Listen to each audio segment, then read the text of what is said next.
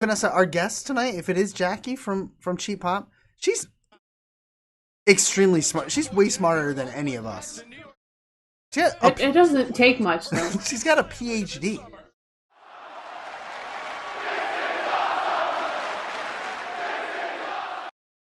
Yeah. That's a I play. do. Hi, Oh, hello, it's oh, me.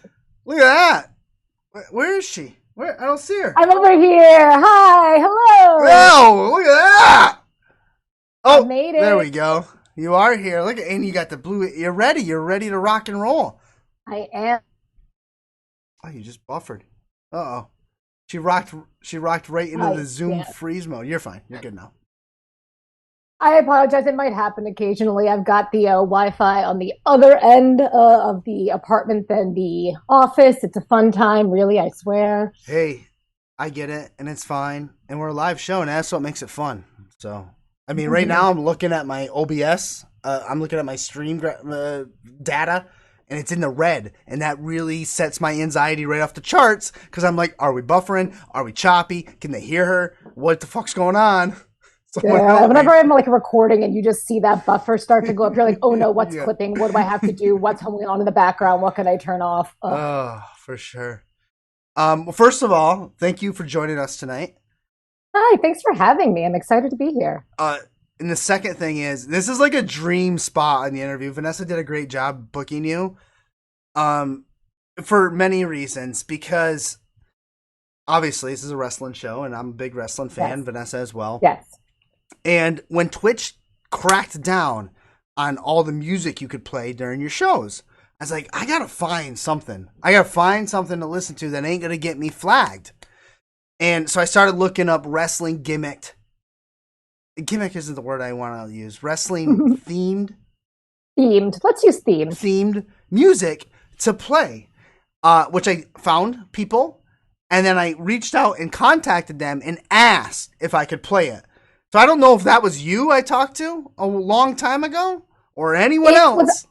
it was probably me if it was through Twitter. If it was through Yeah, it like was through Twitter. Instagram, It was through then it was Twitter. definitely me. I'm the person who helms that account. Spectacular. And then that just led me down this rabbit hole. Now I did have the B plus players on a long time ago. They're a lost episode. Yeah. Yeah, they're great, but they're the lost episode because I failed and wasn't recording it, and then never saved Oh it off of no. Twitch. So Oh no. it was It's basically if you had to be there. you had to be You there. had You to had to be be there there. live for sure. And today's a special day too, as well. It is June 28th. It It is is. It is. 25 years ago when Mick Foley took a dive off that cage. One of the most not only iconic but maybe one of the most important and foundational moments in that era of professional wrestling, just seared into my brain forever. I went back and watched it today, and I was like, "Holy crap! How did that cell even hold up?" The roof was held together with zip ties, and then I heard on some bio or some doc, Mick told the Undertaker, he's like, I'm gonna fall off this cage, or throw me off this cage, and Taker's like, I'm not gonna do that. And Foley's like, well, then I'll just jump off the cage. That's crazy shit. You wrote a song about Yeah, it. Phenomenal. I did. And actually, fun fact, it's one of the only cheap pop songs that we wrote together. That was a spontaneous thing that happened in a band practice one day. We were just, I can curse on here, right? Yeah, Yeah. yeah, Okay. yeah. We were just fucking around one day, just, playing some chords, just doing what you do when you're bored and in the middle of songs and procrastinating something you played a bunch of times. And it just came together in the moment. We were, all of a sudden Nick starts going on a bass line, and then I start following on guitar, and Sean goes in on drums, and then all of a sudden we're screaming about the cage. So it kind of happened organically, and I love that song because it is so much all of us and not just me at the helm. It's really special to me. Is that how? Well, that song you guys all worked together, impromptu, just did it up inside a garage, per se.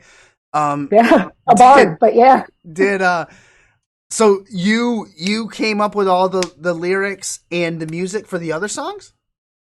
Yeah, I'm the primary songwriter. I just got tickled with the name was fun. It all started with the name. So Oh, we were just going full watching circle with Mick wrestling. Foley, right? Yeah. Yeah, full circle in honor of Mick Foley. So we were watching just wrestling one day, just as you do. And I forget exactly who was on, but someone made the cheapest of pops on television. And so, someone in the room goes, "Oh, Cheap Pop would be a good band name." That was actually my husband who said that, and I was like, "No, no, Cheap Pop would be a great band name for a wrestling band." And the idea just bloomed in my head, and from there, sit down and start writing. And I came out with Daniel Bryan Danielson, and the rest of the band is history from there.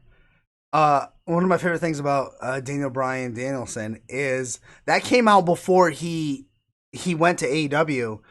When he went to AEW, I could never. Now I knew of him before American Dragon, but I fell in love with him as Daniel Bryan. So then when he went to AEW, I couldn't stop saying Daniel Bryan. So then I started saying Daniel Bryan Danielson. I know Vanessa can't correct herself either. So I think I think it's hilarious that that song came out before I had the problem doing it. This is about me Yeah. usually. But I mean, that's sort of like what's nice about it. I mean, I just thought it was fun wordplay. I was Yes, like, it oh, is. this is just a fun way to title a tribute to one of my favorite wrestlers of all time. And honestly, for my money, I think one of the greatest, if not the greatest of all time. And it was just a fan letter. It was just a fan letter in song form. And yeah, I also around my house will sometimes still call him Daniel Bryan Danielson because I'm just It's merged. It's just ingrained. all merged, ingrained. Yeah. Um, we are speaking with Jacqui, one third of Cheap Pop. Jacqui, Nick, and Sean. Yes. Um, for those that may have never heard them, first of all, you can hit. First of all, shame on you.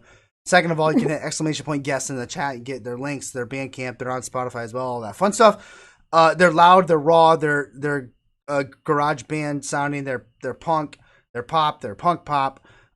Whatever language you want to put, they're fucking fun. Is the grand scheme of Thank things. you. That's what So, we're trying to do, have a bunch of fun and celebrate one of the greatest art forms on this planet. um, we talked a little bit about how you kind of you're the main curator of all the music except for the Mick Foley song, which is fine. Uh, besides wrestling as an inspiration, Yeah. what other musical genres inspire you? Ian, I'm very curious, specifically with these wrestling songs, what comes first, the lyrics or the music? Yeah. So let me start with that and I'll back Yes. into some other Yeah. Oh, for inspirations. sure. For me, it's the music. It almost always starts with the music. I've got to sort of feel what a song is. And then when I catch on to sort of the emotion or the sentiment or sort of what that song is just doing to me physically and emotionally, then I'm like, oh, okay, this is where I can take it. And this is maybe who would be a good fit for. This is where the right idea is. Sometimes I have a title. Okay. I'm just like, oh, haha, this would be a good title for a song. And then I can kind of shape it, still starting with the music, shape it from there. But I usually don't have anything more than maybe a title or maybe one line tops. Everything really has to stem from the music for me. And that's not just with cheap pop, that's in all of my songwriting. I just kind of go from the inside out in that way and have to know the heart of what the song is before I can put it in words. Um, I get remiss here because Ooh. I don't have Pause any. for a second. You're good. You're good. You're back. Okay, cool. Which is good because I stumbled over my words, so no one will know. We'll edit that in post for YouTube. We'll just cut it right out. Yes. So you do write regular you other music as Yeah. well. So I will apologize because I don't know any of the names of your other music. Although, no, wait, I take that back. I saw something recently. Oh gosh, I don't remember now. It's okay. You probably saw Radlands, Yeah, which maybe. is yeah, it's a newer project. It's also got Nick, our bassist from Cheap Pop, and it's a friend Dave who used to be in the band One Win Choice. He used to be in Sing Bird of Prey back in the day. Nick and Dave used to play in this band called Stay Six. So we go back a long time. We've all been making music together for close to 18 years now. Nice. We've just never all been in a band, the three of us. Just lots of different iterations crossing by. So that band is Radlands, like the Badlands, but with an R. And that is, I would just call it, kind of indie rock and rock. And that's sort of where I pulled from, to go back to your other question before with genres. I mean, a lot of rock music, just of all sorts of, all shapes and sizes. Punk rock is clearly kind of my home. I love writing punk. I love writing especially Ramones style punk. It's just the most fun music to play. It's fast and it's loud, and who cares if it's sloppy? It's just about having it's fun supposed with to it. be, right? It's supposed to be. It's about the energy of it. It's about like the fuck you. Anyone can make music. You just need to know three chords and scream about something. It's not that hard. I was just gonna say, three chords, three band members. It's a magic number. Yeah. So I listen to a lot of that, a lot of like indie rock, shoegaze, metal, stoner, like kind of doomy stuff, just a whole spectrum there. And then I love pop music too, especially like 80s and 90s pop music. There's a lot of great stuff going on in there. This is gonna be a fun night. There's some good melodies and there's some great synth sounds, and I don't know. So I like pop music in that regard. Any like soul, R&B, funk, Motown. I really am sort of inspired by just about everything. I've got such an eclectic taste in music. Like even going back to like old show tunes, like give me some Judy Garland or Liza Minnelli any day. I will watch Cabaret and gush over it any night of the week, because if you don't watch that and fall in love with Liza Minnelli, I think something's wrong with you. Like, I'm really so inspired just by anything with strong melody, strong rhythm, and I can just really kind of feel the heart of that performer or that band coming through. Well, you take that greatness, you hear the greatness, you see the greatness, and you absorb it and take out what you need, and utilize it to yourself. I at least that's the takeaway I get. Well, thank you. But you said 80s pop, and then like synthesis, like all I could hear was aha. That's all I could hear. Like that keyboard, those keyboards. I can't. It was one specific keyboard too in the 80s that played. The Fender Rhodes was a pretty big one. The Fender Rhodes was a big one. That's the one that Angelo Badalamenti composed the Twin Peaks score on. Oh, right. So like that's sort of one of those iconic ones. I think that also was the one that a dude from The Doors used to play on as well. I think not Robbie, Ray Manzarek. Mm-hmm. Yeah, so like that's one of the big ones. It's not I'm not a gearhead in that way. I'll admit that there's definitely people with way more knowledge about gear and equipment than I have. I'll sink into the melodies. Yeah. I just know, because I actually ironically just recently watched this YouTube video where it was just a guy on a keyboard and it was the keyboard in the 80s and then he played only the riffs that all the bands used with the same keyboard. So it was it was Van Halen's Panama, I believe. It was Aha. It was the Beverly Hills Cop theme. There was a bunch. So that's why you said 80. I was like, let's fucking go. Let's do it. Let's go. But let's also talk Hall & Oates. All right. How did you not love Hall & Oates? Legends. Just legends. Can I get somebody coming out to Maneater? How great of that would have, that would be such a fun entrance theme. Just a little bit of swag, a little bit of, I don't know. It'd be so fun. That should be Jungle Boy's new heel theme. Ooh. He's a man. No, maybe it would be, would it have to be for a female wrestler? I mean, we're going to get down the whole man and female discrepancies in the world of wrestling here eventually. But would a song Maneater have to be a woman's song? I don't think so. I think anybody can. I mean, let's be real. You can't. Lots of people love men. That's true. It's raining men. It's raining. It certainly feels like that sometimes. We mentioned Mick Foley. We mentioned you have JBL's Flask. You have a song about Taker, Page, Daniel Bryan. A lot about specific wrestlers. Have any of them reached out to you about those songs? I have not heard from anybody who has been the subject of my songs. Okay. So, I mean, if someone out there that trust me, if Danielson heard that song and like just even gave it a love, I would probably cry. I'd be like, oh my God, my letter reached him. That would just be chef's kiss. Were you in Seattle when you wrote? Oh, I'm sorry. Go ahead. No, go ahead. Oh. Were you in Seattle when you wrote that? So I wasn't in Seattle actually when I wrote that. I wrote that when I was living in Bethlehem in the Lehigh Valley, Pennsylvania, and had moved to Seattle. Right. Oh, maybe like a year. Like a year or so after, year and a half after I wrote that song. So yeah, that was just a fun little coincidence. Yeah. I just happened to get accepted to the University of Washington for my PhD, and that's what brought me out there, which I was hoping for. That was the school I was. That was your first choice? Was. My guidance counselor when I was in high school a long time ago, I graduated in 98, told me I would not get into my first choice. I was stupid at the time. Yeah, exactly. They asked me what I wanted to do when I grow up. I said I wanted her job because I was an asshole. So I want your job. And I went to a different school to play basketball, and then stuff happened, and I ended up getting accepted to my first choice. So when I got my acceptance letter, I copied it, put it in an envelope, mailed it to her, and said some not nice words.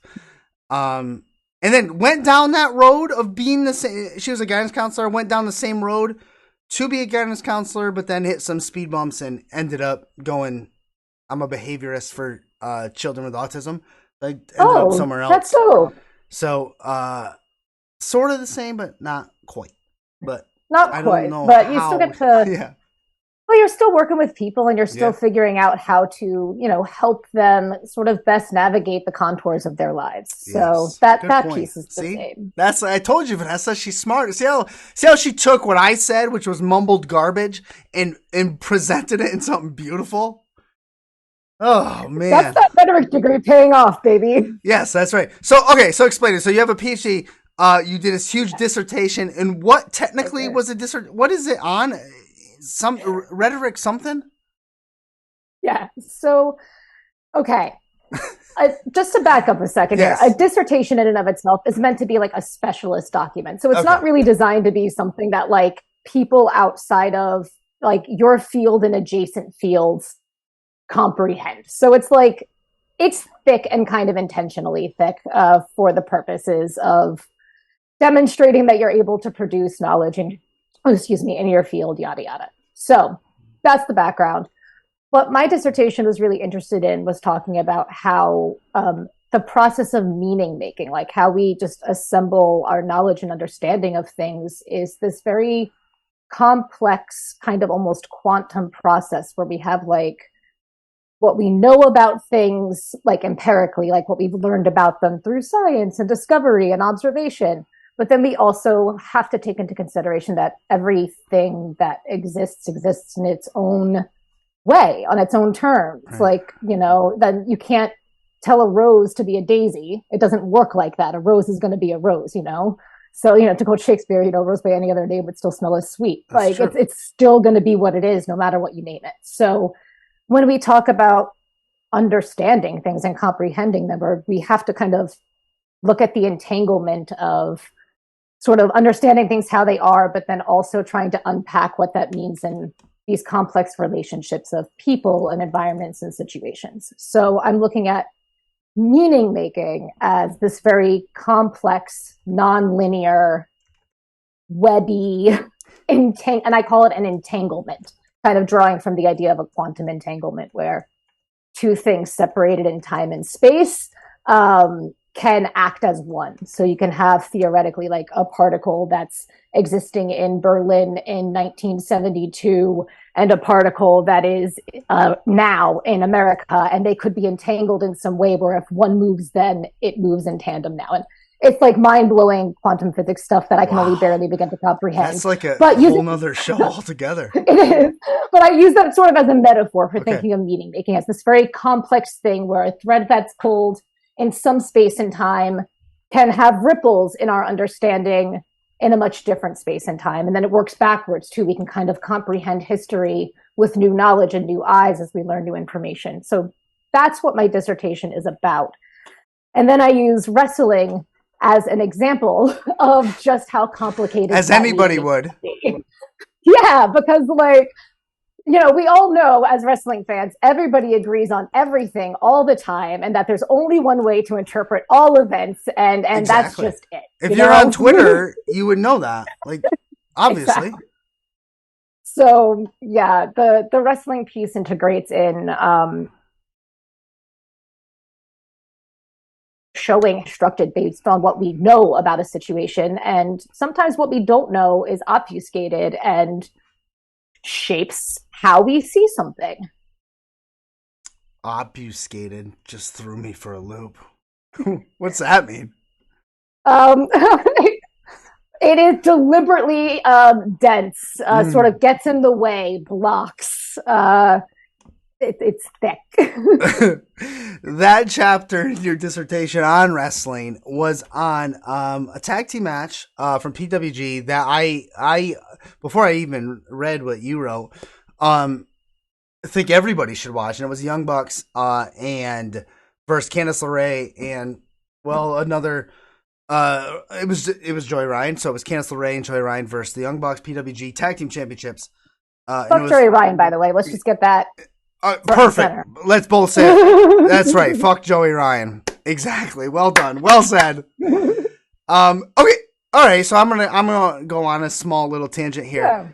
Yeah. Let's do it. I heard you on other shows, and you were able to talk about this tag match with great insight and passion, and I don't doubt that you can't do it now. But does what that motherfucker Joey Ryan did affect your ability or even wanting to talk about the fact that you wrote about this tag match, right? Yeah. So it doesn't impact my ability to want to talk about it. I'll always talk about that match because that match is it's a personal favorite of mine, but also like I think anybody of a marginalized gender, Candice just did something that nobody else was able to do in breaking into that promotion and getting to the top the way that she did. She is just an absolute icon and deserves all of the flowers. And that really was her match. And that's part of why I think I have no problem talking about it, is that at the end of the day, her asshole of a partner side, and that whole match really was about her. It was her story and her moment. And that's why I'll always continue to talk about it. It does change the contours of what it means to understand that match, right? Because I think anyone who wasn't there, who wasn't intimately involved with the promotion or the people, who had that kind of knowledge of who this scumbag was and how he was treating women especially, I think there was a violation of audience sort of trust, because there's sort of this sense that if someone's allowed to do this gimmick that is overtly sexual, that everyone would be consenting to it. There's sort of this unspoken, well, duh, everyone would be. Like, no one would let someone who's a creep do this. Why would they? And I think that's a lot of, sort of, I think, willful wanting to see the best of a situation, and also not having enough information to kind of push back and counter that allows sort of the rose glasses to appear and take over a little bit. I don't know if I had no understanding or context for what that man was doing at the time, and had people known that, like, I don't even think people would have been okay. I know I would have been fuck that guy from the beginning. Why is he doing this fucking creep gimmick? Why are they letting him do this? And that's the thing. It's like, I have to wonder how much did people know? Who knew, to what degrees, how, because the thing is, abusers are very good at hiding their abuse. Some of them are not, but some are very, very good. And someone who is trained in manipulation, and a wrestler is trained in manipulation. That is the art of what they do, is manipulation. So someone who is trained in that for their art form, you have to imagine would be very good at applying it to their personal life and being able to hide that behavior even from someone like Candace, even from people who are very close, and especially from people who are very close like that, Right. To kind of keep that little bit of buffer space so people don't get too close. So it changes the contours of the match, and it changes the way that we have to talk about it. And especially we have to be a little skeptical of Joey Ryan's motivations when it comes to women, his support of women, because it seems that there are some ulterior motives in that platform and in using the gimmick the way that he did.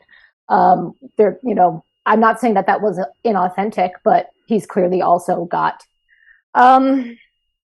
he's got some problems, to say it politely. Like he's a scumbag who should be nowhere near wrestling anymore. But that doesn't mean we shouldn't be able to talk about a match that 3 other wrestlers and a ref were involved in telling that story. So 4 other people involved in telling that story that evening.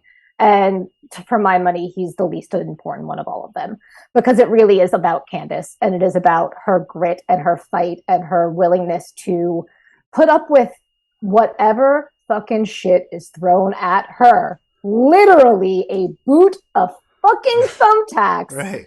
And she will still get up and get that pin. I just love her so much. Yeah. Tougher than Gargano.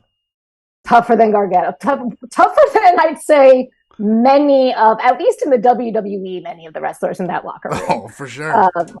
For sure.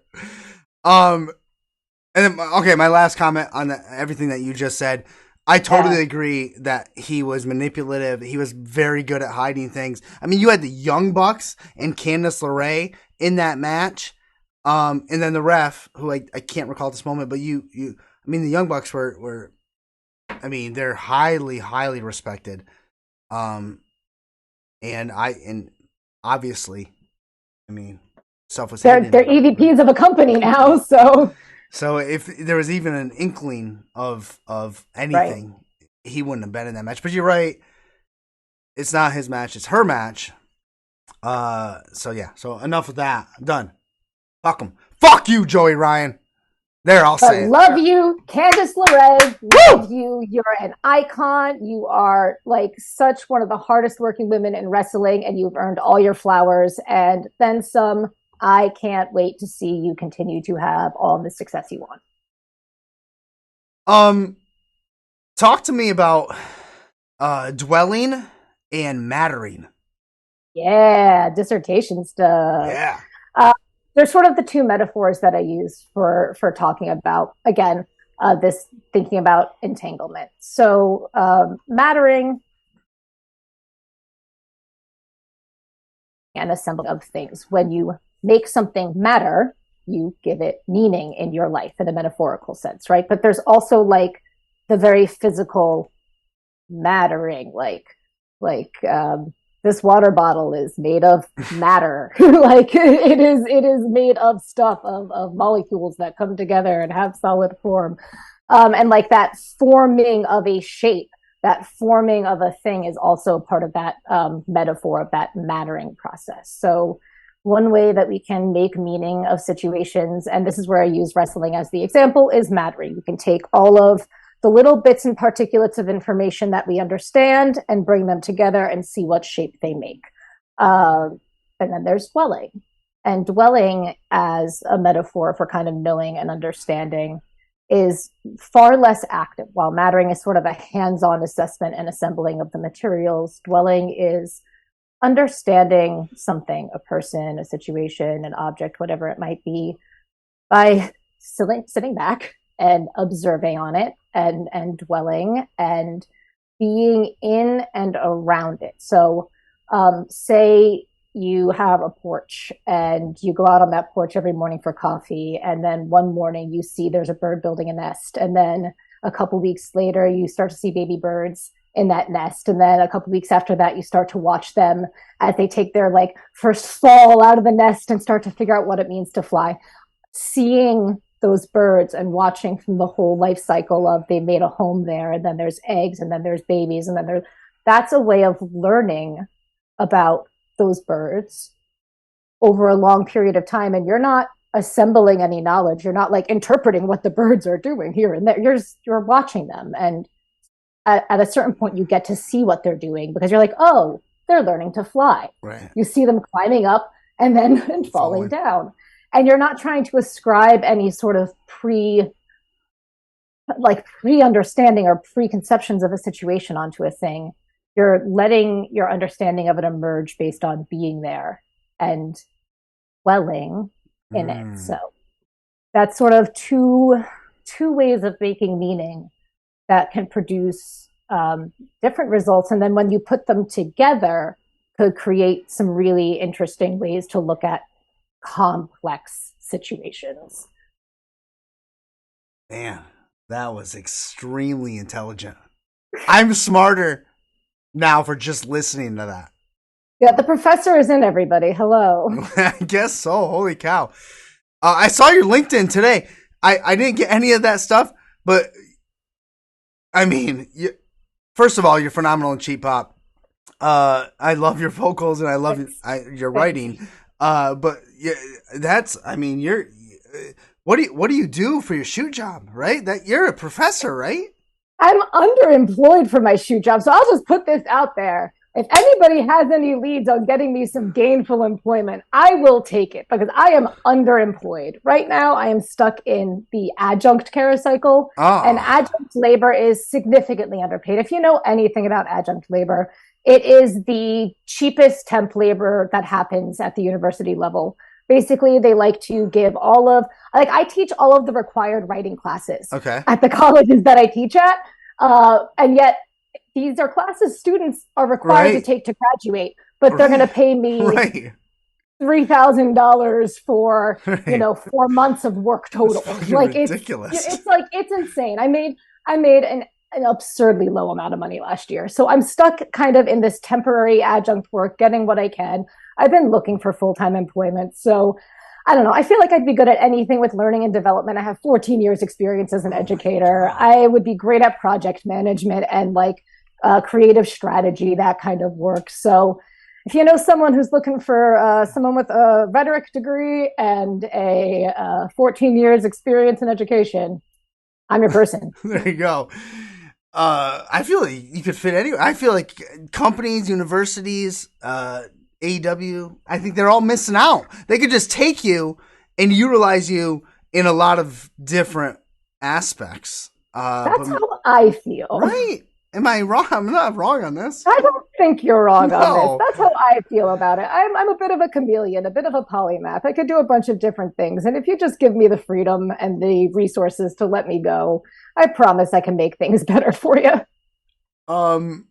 Something we talk about a lot on this channel, well, basically just me and Vanessa, who is here listening, is kayfabe. We like to keep things kayfabe. We love kayfabe.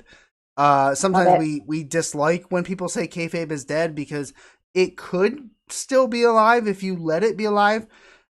You've talked about kayfabe a lot of times, and you brought it up with rhetorical ambiguity. Ambiguity. Thank you very much. And I thought about it today. I thought about it literally before you came on because I was watching AEW and somebody got busted open and there was color and there was blood. It was planned. It was some sort of spike and whatnot. But you've talked about that before. How I guess it doesn't technically, or Nia Jax punching Becky Lynch or Candice LeRae taking the fucking boot to the face. I don't really know where I'm going with this question. But I mean, it doesn't matter how it happens, I guess, is what I'm saying. I mean, that's sort of the thrill of wrestling, isn't it? To me, it is kayfabe that really is the engine of what makes wrestling magic. And kayfabe is magic because it sits in that space of what I call rhetorical ambiguity. We can never quite know what's real and what's not real by design, and that's a good thing. We shouldn't want to know too much of the nuts and bolts of what's going on in wrestling because that spoils the magic trick and the illusion. So, knowing a little bit here and there can make it a little more interesting and fun and deep in it. But at the end of the day, you got to have that space where you just don't know what's real and what's not to play in, because that's really where the emotion lies and the excitement lies. And you can really tell a story about something. Doesn't matter if there's a nugget of truth in that story or a vat of truth in that story, Right. or maybe it's just all for the fun of it. That part doesn't matter. What does matter is that we're buying in for the moment, that there's something Right. Happening. our fighter. And that's really what we've got. We just got to buy it's possible for these people to want to fight one another. You know, whether it's a motivation for a title or for a tournament, or there's some, you know, a grievance between them. We just got to buy that there's some reason, and that little kernel will take you so far if you let it. Well, Jacqui, someone in the chat disagrees with both of us, and I'm going to read. I'm going to read you everything he just said. Okay. He writes, kayfabe is overrated. It's been dead for years. Nobody cares. Marks care. Learn to work, Marks. No, it's not. Feed me the dirt sheets. I need Dave Meltzer's 5 stars, and I don't need kayfabe to buy in. What do you have to say? That works for you. That works for you. But what attaches me to wrestling and what I love about it is the storytelling. Like, I love the technical wrestling. Don't get me wrong. It's amazing what some wrestlers can do. But I don't want to see a matchup just for the sake of a matchup if there's nothing kind of pulling it together. I need something to just sort of be the core. I don't want to call it like the theme of the match, but like there used to be a story. There used to be some little thing around which the beginning, middle, and end of the match, the story of the match can cohere. Like, it just needs to all come around something for me. And that's, you know, everybody's got their take. Like, and the reason I personally don't think kayfabe is dead, I'll use a personal example from my own life. I was recently at the last Let's Hang Out show where Ultramantis Black was unmasked by the vicious, diabolical Sydney Bacabella. And when I tell you I gasped, I literally gasped as it happened. I cannot believe that Ultramantis Black got unmasked. And it is still weeks later living in my brain. And I just cannot wait for the next show in September to just see where this is going to go. And that's the magic of kayfabe. Because I'll be lying in bed one night and all of a sudden just be like, holy fuck, what is going to happen with Ultramantis? Like, I can't believe they took his mask. So, like, I don't know. I think kayfabe is alive because I can't stop thinking about that. Oh, man. I won't indulge this viewer anymore because he's ridiculous. People are allowed to have their they are. And that's what makes wrestling great, is that you can like things for different things. And I personally think that's what makes wrestling great. You have the whole damn circus. Right. And in the same kayfabe manner, so I wanna see if I can pivot a basketball term to intergender wrestling, because what I hear all the time is that nobody wants to see intergender wrestling. Most of the time it comes from men. From what I experience, no, they could never see a man and a woman in a match, and never when it doesn't make sense. It's a man and a woman. These are the same people that are preaching said kayfabe, and you know, tuning in for those buried alive matches. So yeah, I always go to look. You buy Rey Mysterio against anybody in the men's division, right? Right. Yes, I do. Yes. It's all about bodies. Wrestling is about bodies. It's about styles and bodies. How do the styles match up? Regardless of gender, so many arrangements can happen and so many stories can be told. And I, for the life of me, can't comprehend how gender gets in the way of enjoying a matchup, because one, it's make-believe. Exactly. Like, we all know that everyone there is, one, consenting to being there, and two, is trained in the same capacity. Like, training schools don't segregate. Correct. You talk to wrestlers who train, everybody trains together. Men, women, non-binary, doesn't matter. You all train in the same gyms. So to artificially separate people who have trained together out into gender divisions it just feels incredibly limiting because there are so many stories that can be told through just allowing different people to fight for very different reasons. Yeah. I think that goes down to, you've talked about titles before. We have women's titles, and then we have world champions. You know what I mean? That Right? bothers me so much. Right? Why is it not the men's title? Yeah. If you're going to have a women's title, why is it not the men's title? Like, let's be real about this. And the reason that it's not called that is because there is a secret hierarchy. And and I actually wrote about this, and there's a great collection called Women Love Wrestling. And it's all about, it's first off, all the money goes to charity. So if you buy a copy, whether you buy it on Amazon or you buy a physical copy, all of the money goes to a couple different women's charities here in the US and in the UK. So we don't see a dime for that. Everyone who contributed to that, whether they are a woman who loves wrestling, they're a non-binary person who loves the wrestling, or they're a man who just loves women's wrestling, no matter what it is.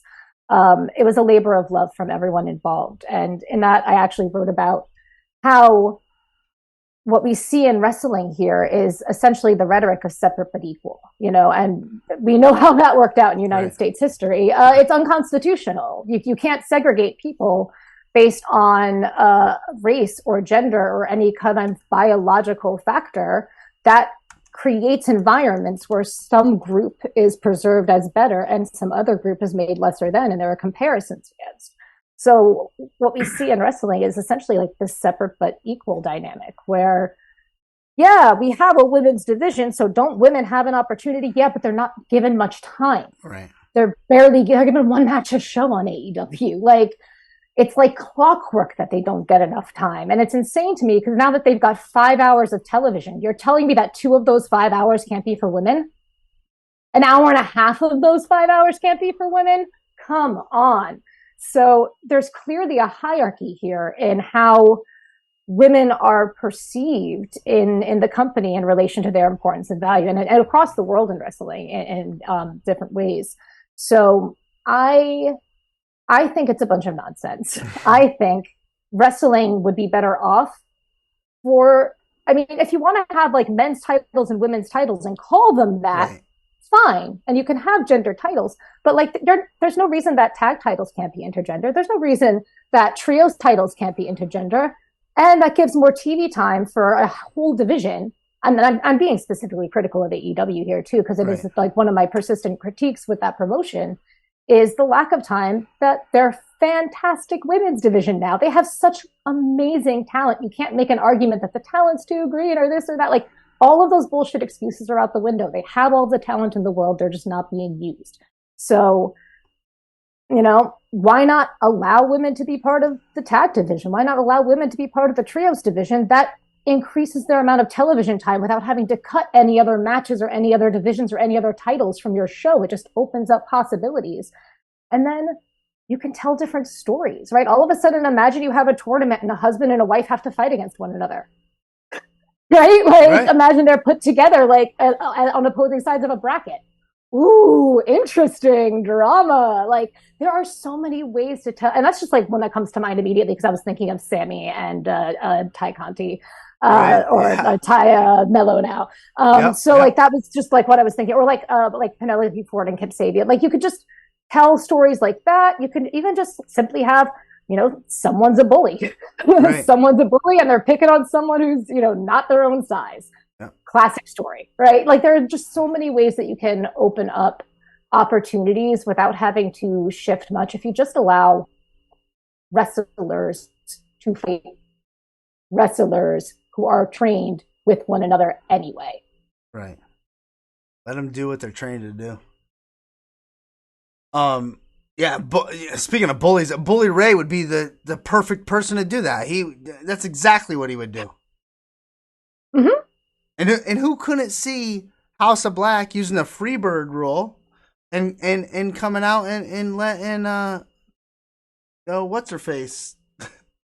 Not what's her face. She's got a name. I just can't remember it off the top of my head. Julia Hurt. Why? Yeah. Thank you, Vanessa. Why can't Julia come out and defend the title some night? Right. Why can't she be part of the trios? Yeah. Why? Why not? Why not? She's part of the team. Why separate her? And like, it's it's only going to allow all of your talent to get better too by working with different people. Like different styles, different body sizes, different and shapes, different attitudes towards wrestling, different approaches.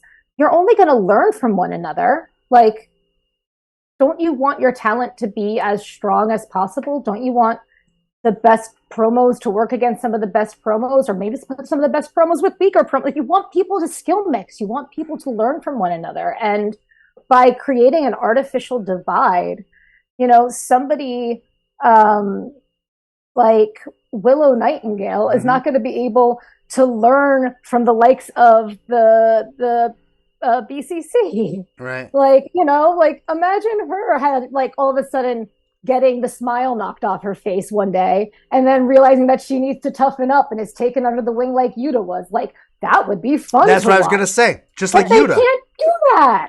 Yeah. Because it's some stupid artificial division. Well, I think we just found out where who needs to hire you, and that's Mr. Tony Khan in AEW. I'm gonna pivot because I think we could talk about that all night. I think that's another show. We'll leave that door open. That's fun. We'll come back to that one. I'm gonna go back to your music on Cheap Pop, which we listen to all the time on here. I love it. Your song WrestleMania 3. Is Savage and Steamboat the bridge of that song because it's the greatest match of all time? One of the greatest matches of all time, absolutely, yes. It is and it's also the bridge of that song because it's not only a turning point in that show, but I think a turning point in wrestling and pay-per-view wrestling. Interesting. I think that match was so grounding in what was a very flashy show. Right? Yeah. There's a lot of spectacle in that show, and that match it was still flashy and it was still spectacle. I mean, it's Macho Man. It's gotta be. Yeah. But it was also a really incredibly grounded wrestling match. Mm-hmm. Like it was maybe was it a 12-minute or I'm trying to think about the length of it. Like, it was a nice mid-length match. They really sunk into a great pace and gave you wrestling in the middle of all the pageantry. So I also think it's this great metaphorical bridge to you don't have to just have the pageantry at these big events. You can also have some good wrestling too. And that is also the only song where you will hear Beefcake, Greg the Hammer, and the Rougeau brothers all in the opening intro of the song. Did George the Animal Steel, did his interference in that WrestleMania 3 match with Savage and Steamboat ruin the match? Some people say that. I don't think it ruined the match. It's a little bizarre of a choice. I agree. I don't think it ruined it because at the end of the day, Steamboat and especially just really makes you believe he's doing it for the good guys. He's really trying to show Macho Man you don't have to be a dick. You can be a good guy. Let me wrestle you into being a good man, essentially. And I think that some of that kind of pokes through. I don't know. I just don't have a problem with the interference. It doesn't bother me. Spectacular. You talked about some of your new projects musically. Obviously, you're. I think the word you used was underemployed. So hopefully we can fix that situation. But trying to. I'm really interested in some more Cheap Pop. Do we have any reunions or remastered things that we can expect? So the long story, or I should say the long-term vision here with the short story is, yes, I would love to put more Cheap Pop out there. I have maybe about half of a full length's worth of songs written, done. And then there are a couple that are in various stages of unfinished. The big thing is right now our drummer Sean is on the opposite coast. He is back in Portland while we are here in Pennsylvania right now. So it's just a matter of having the time and space and ability to get together, hammer out the songs real fast and get them to record. And that might not be able to happen. Ideally, I'd like to move back out to the West Coast in a couple of years whenever job and money, all sorts of things, yada, yada, yada. But I really like being out West. And once we're out there, we'll be able to have just kind of record more and play more because we'll all be in the same space. So there will ideally be some cheap pop coming down the line. There are songs. We have a song about Mean Gene. Looking at your shirt. Actually, I wrote it. He's right here. Yeah. I had written it. I was sort of bummed we didn't have this one recorded and released before he passed away because I had written it before he had passed. But it's just I got a song about how Mean Gene is everybody's man. Just he is there. He will make sure you do not fail. He will save the day. There is nobody like him. Oh, do you create these songs on an acoustic guitar first? Yeah, I mostly do. I have my, it's like tucked in a corner right now. I can't get it out, but I've got this, it's like kind of a 3/4 size, almost it's like a slightly little smaller black, Martin guitar that I love that I got. I saved up like a real Martin, like the Nazareth, Pennsylvania Martin guitar. Saved up first job at a movie theater and bought my senior year of high school for myself. And I've been writing on that guitar primarily since it's my favorite guitar to write on. I just have such a relationship with it. So I do tend to write most of the songs on the acoustic guitar to make sure that it still always has that little pop element to it, right. Like a little bit of an upbeat kind of thing to it. And then once it's on the electric guitar, it becomes what it is. Dirty. But I do try to find the heart of the song on the acoustic guitar. Would it be too much to ask you to dig that guitar out and play that Mean Gene song for me? It is right now only because I promise on another date. We'll have to do it a little bit earlier, only because I am in an apartment building and it is almost 10:30 p.m. It is, isn't it? Look, my wife's down here now. Yeah, it's really just because of the noise. That's okay. That's Otherwise, good. I would be about it. It leaves the door open, right, Kel? Leaves the door open. Right. She's gonna play a song next time. We booked her. Oh, fantastic. Awkward timing, Kel. Why? Because I literally was going to do a nice transition to the end of the show, and now you've interrupted. I just need to know if this is all good. Put it on the bed. Thank you, sir. You want to say hi? Her name's Jacqui. Hi, Jacqui. I love your hair. Hello. Can she hear you? She can't hear you. Go ahead. Say it again. I love your hair color, Jacqui. Oh, thank you so much. You're welcome. I could read her lips. That's it. You could read her lips. Yeah, but she couldn't hear you. No, that's okay. All right. Yeah, they're all good to go. Thank you. No, perfect. I was going out on a limb there. And I heard you say that it was packed away, and I still went out on that limb. But that's okay because we can have you back on. We can play music. We can talk women's wrestling. We can talk intergender wrestling. We can tell Joey Ryan to go fuck himself again. For all I care. I don't care. All the time. Just fuck right off. Don't need to hear from you ever again. Stop it. But we are at the end of the show. And what we do at the end of every show, Jacqui, is I'm going to give you the mic now. You can put over anything you want. You can say anything you want. You can bury anyone you want. I literally will not interrupt. The floor is yours. Okay, let's see. I am not great at promoting because of very deep-seated trauma that I'm working through. So I will try to push through the uncomfortableness here. I have got Radlands, which is my most active band right now. We just released our first EP in March. It's called, oh my God, what do we call it's been so long. It's called All Alone. I swear I know my own stuff. The EP is called All Alone. It's 4 songs. It's 12 minutes. You've got the time. Check it out. We'll have more music coming soon for that. We are in the process of demoing for the next record.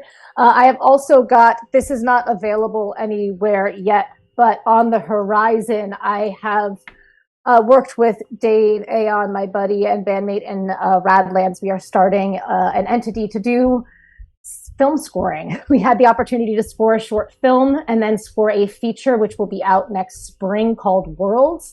So once that is once that's available, once we can talk a little bit more about that, I'll have a lot more information about how to find what Dave and I are doing when it comes to film and hopefully video game and other scoring. And we'll have some more concrete information to share there. Right now, it's still a little hush hush because of the way movies work. So hopefully, I'll have more to talk about there next time. And finally, who else do I want to put over here? Because I just want to talk about other people. It's the end of Pride Month, so I am going to put over a couple queer wrestlers that I love. Edith Surreal, you're a babe. You are a trans icon. I love you every time you wrestle. You make me feel like incredible. So keep doing what you're doing. Nyla Rose, you are also putting up with so much, carrying a lot of that AEW's women's division on your back for so long in those early years in the pandemic. You are tough. You are fierce. I hope that you get another shot at one of these titles very soon and you get more television time because you deserve it. And then Dark Sheik, you are another icon out there who's been doing it for so long. We recently had a great episode on Grit and Glitter, just a tribute to you and your career. So honestly, keep being an icon, Dark Sheik. You are a true trailblazer out there. And I'll just end it with those three because they're on my mind right now. Spectacular. I'm trying to find the right button to switch back here in the scene. That's it. No, that's not it. There it is. Well done, Jacqui. Well done. Grit and Glitter. By the way, I just listened to. Who did you have on? I don't remember, but go look it up. It's on Spotify. Grit and Glitter. Ton of great content. Cheap Pops on Spotify, Cheap Pops on Bandcamp. The links have been going out. On Apple Music for your Apple folks. Well done. Exactly.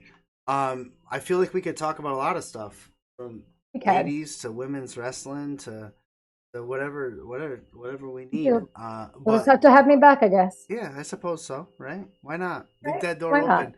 Once again, thank you for giving us your time tonight. Thank you for having me. You're welcome back anytime. You're a friend of the show. Door is open. Have yourself a glorious night. We'll talk to you soon. Take care. Be safe. Peace. You too.